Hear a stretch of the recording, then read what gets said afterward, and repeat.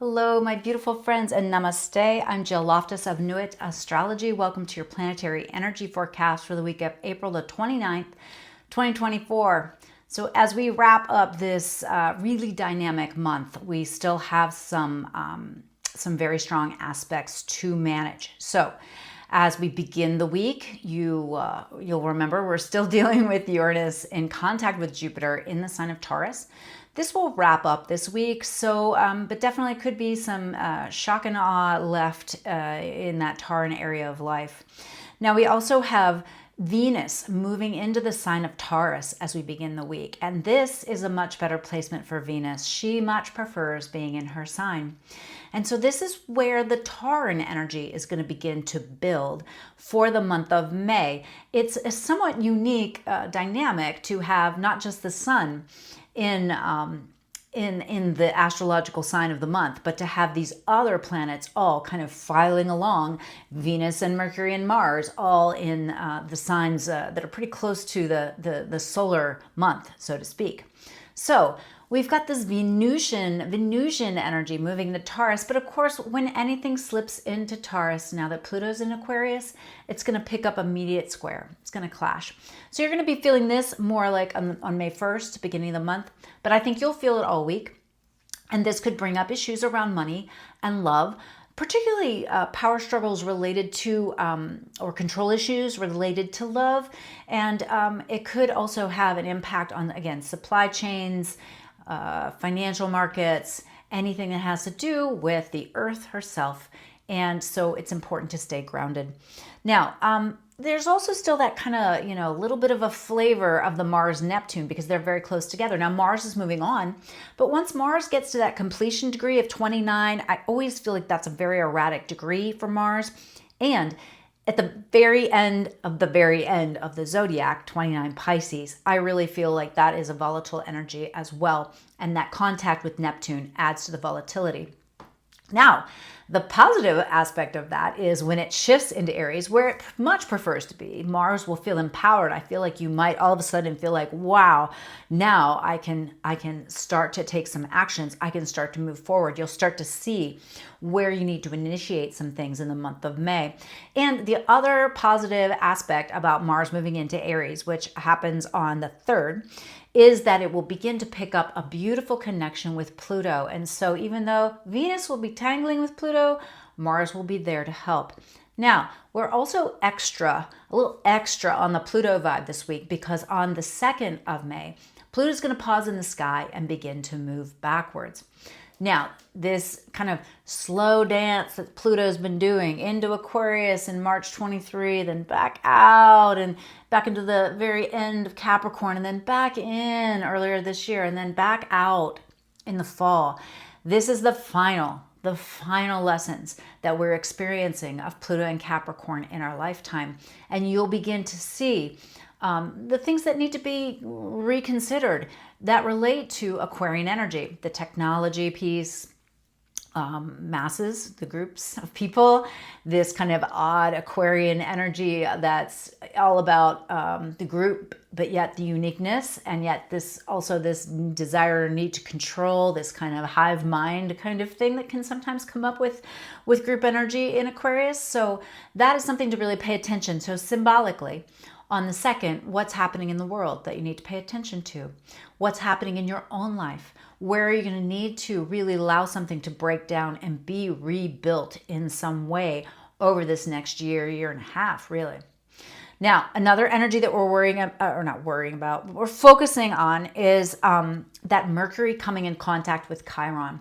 Now, it's already been there, right? Came over, had a little conversation with Chiron, backed over it, and now it's making its final contact as it moves forward. And it really will ask you, have you had those conversations that you needed to have? Have you spoken your truth?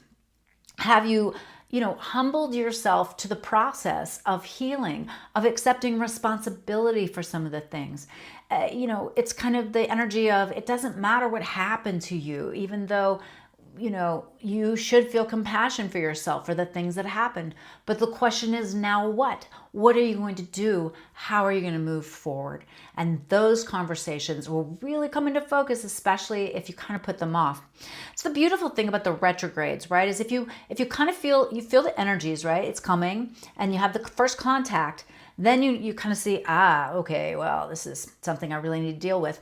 And it moves back across that point. Just testing, 1, 2, 3, and then the final pass. If you've made the adaptations, changes, adjustments, it's going to be relatively smooth. It may highlight your growth in that area, but it won't feel as difficult. But if you have not put in that effort, if you've not put in the work, then it might feel a little tense as we get to the end of the week. Now, I will mention also that the moon aspects are pretty intense at the beginning of the week, especially when the moon's in Capricorn those first couple days. It sends really harsh energy to the to certain aspects of the chart, but also flows beautifully with other ones. And so there's going to be a lot of this feeling of responsibility and need to take control of things. So in this personal responsibility kind of energy, don't take on things that aren't yours, right? But do manage the things that are yours. And of course, have great boundaries, because there's so much energy flowing, and people who are not understanding what's happening they'll be acting in an erratic manner. They will not be thinking through their thoughts, their words, and their actions. And so you need to be a little bit more change adept so that you can be responsive and know when to take action, when to initiate, when to pause, and when to step way back. Okay? All right. Well, I hope you found this useful and helpful. Welcome to the month of May. I have a lot of positive feelings about the month of May. Maybe it's because it's my birthday month, but there's some wonderful energies coming up in the month of May I'm really looking forward to. And so still navigate the rest of April with wisdom. And as we enter into May, set yourself up for a wonderful month. Stay tuned for the tarot. If you found this useful, helpful, please share it with a friend, comment or like, and I'll see you next week. Hello, my beautiful friends. Let's take a look at our Isis Lotus Tarot spread for the week of April the 29th, 2024. What a month. Going out with a bang, I believe. Yeah. I've had so many people, me included, that have this kind of sense of heaviness, or like something's about to happen. It's a very uncomfortable energy. Maybe by now we'll know what it is, but I'm filming this on the 18th of the month of April. So let's take a look though, this final week, June. I'm looking at the word June. April the 29th. So the beginning of May. May has some nice astrology, friends. I'm gonna be soaking up that goodness. So make sure to confirm this is a reading for the collective. Okay. So as you know, we begin with the basic influence of the past. Where are we coming from? Four of Swords. So we've been kind of in this like preparedness, kind of ready to take action but waiting kind of phase. And you in this situation, Ace of Cups, so they really have something that you really want to do.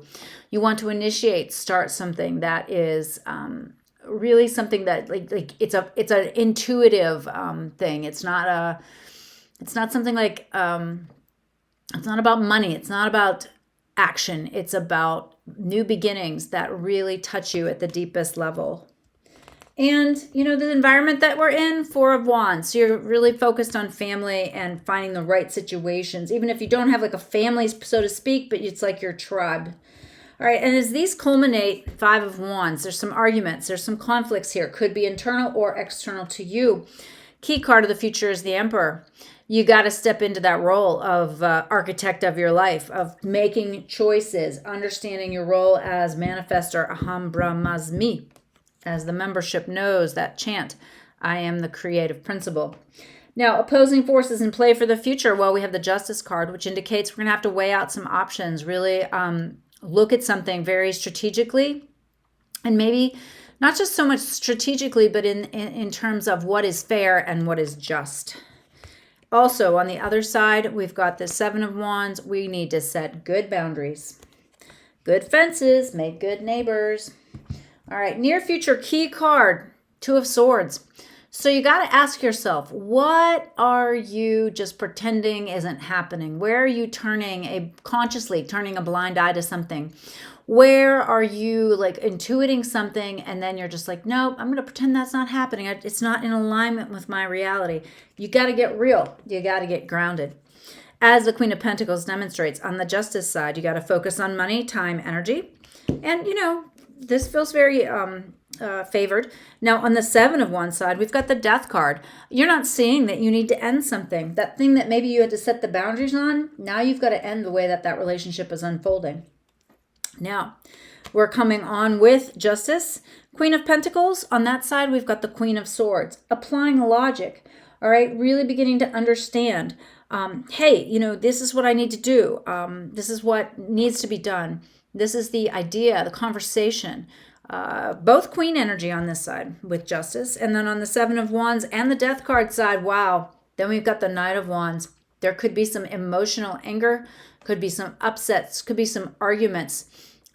You might have to really work hard to get yourself extracted from this difficult situation. Now, our two possible progressions. On the Justice side, we've got the Sun, really embracing you and what your gifts and talents are.